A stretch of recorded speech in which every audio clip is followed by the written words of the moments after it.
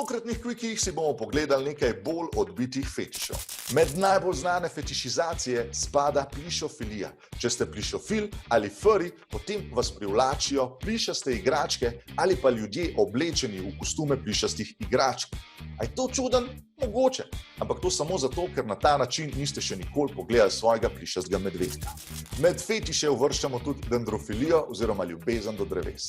Zdaj, jaz sem že slišal za 3 hagarje, ampak zgleda, da bi eni ljudje radi 3 še kaj več kot samo hagar.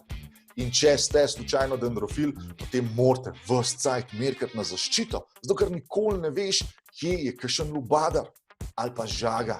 In tukaj se moramo vprašati, a so gozdarji tudi dendrofili, ker radi podirajo drevesa? Za razmisliti. Eden od fetišev, ki jih jaz zagotovo ne razumem, se imenuje klimakofilija. Imajo jo ljudje, ki se vzburijo, če nekdo pade po stopnicah.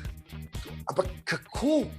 Če nekdo pade po stopnicah, tukaj sploh ni dovolj cajta, da bi se ti vzburil. A ti ljudje sploh gledajo porniče ali namesto tega raj gledajo samo gife ljudi, ki padejo po stopnicah? In kaj, če se to zgodi tvojemu partnerju? A greš ti najprej za par minut v sobo in mu greš šele na to pomagati? Kaj, če po štengah pade tvoja babica? Gremo naprej. Če stvari še niso bile dovolj čudne za vas, tukaj so nebulofili. Ljudje, ki se jim zdi seksi megla. Zdaj jaz nič ne rečem. Vsi smo šli kdaj skozi meglo, pa smo bili mokri. Ampak to samo zato, ker je megla večinoma sestavljena iz vode.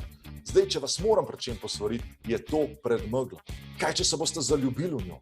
Ljubezen nikoli ne bo oboje stranska. Megla bo izginila iz vašega življenja s prvimi sončnimi žarki.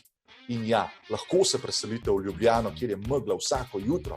Ampak, a bo to še vedno vaša megla? Pa skozi to meglo bodo hodili različni ljudje, pa skozi se bodo skozi njo vozile trole. Obstaja tudi čazmofilija, kjer ljudi privlačijo jame, razpoke v skalah in doline.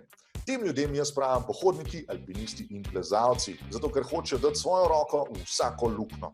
Jaz se spomnim, da sem v osnovni šoli imel enega prijatelja, ki je bil navdušen vsakič, ko smo šli na ekskurzijo v Postojnsko jamo. Zdaj vem zakaj. Če bi radi spoznali še več nenavadnih fetišev, pa pejte googlat. Kaj vse boste najdel?